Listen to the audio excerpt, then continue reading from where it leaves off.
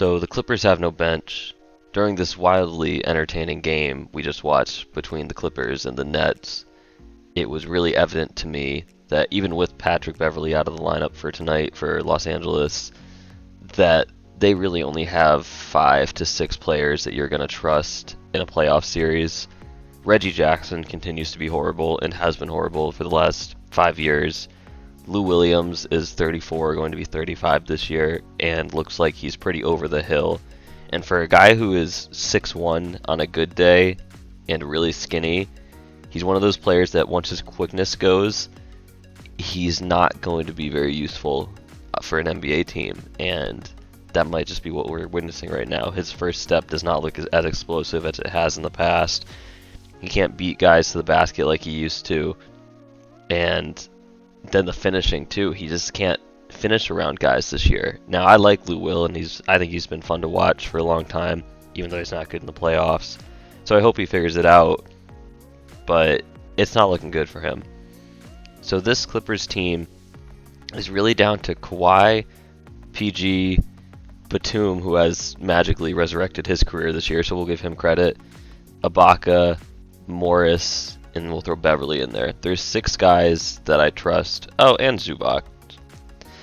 But Zubac is weird because I feel like he's good. When I watch him, my eyes tell me he's pretty decent, even though I guess tonight he didn't really play very well. But it is a weird matchup for him tonight. But he can never be on the court for more than like 15 minutes, even when Doc Rivers was the coach last year and now Ty Lue being the coach. It just seems like Zubac never gets real playing time and real minutes. Like this year, yeah, he's averaging 18 minutes a game this year, 7.7 points and 6 boards.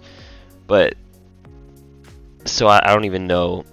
I guess he's one of those centers that at this point, in just like the way the NBA works, he can get played off the court in the playoffs if teams decide to space out and force the Clippers to run Serge Ibaka as the 5, which Ibaka can. I think Ibaka's a solid 5 at this point in his career.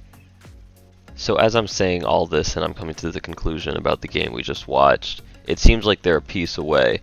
Now I don't know if that piece is a lockdown defender or another big that can stretch the floor and protect the rim, maybe. Probably not that. Or just like another person who can score off the dribble. That's probably more like it, because right now, you know, Kawhi and PG can obviously score off the dribble. And, you know, I like to think Batum can. He used to be a player that could do that, but let's just say he can do that in spurts right now.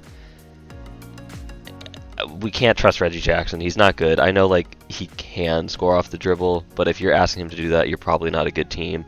We just said Lou Williams isn't that guy anymore. Marcus Morris Sr., if you give him too much freedom, he'll take over your entire offense and forget Kawhi and Paul George are on this team.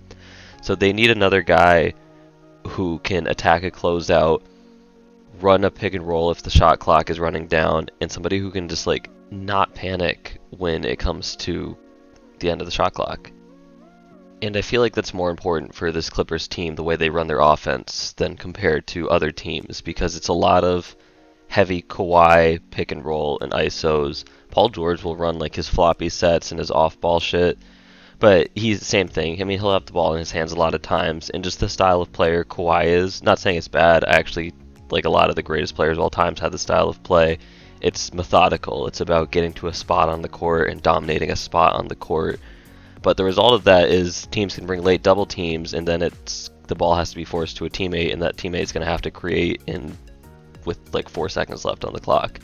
So for this team, that's important. And I mean, that's why Marcus Morris probably plays so much minutes for them and such a big role for them.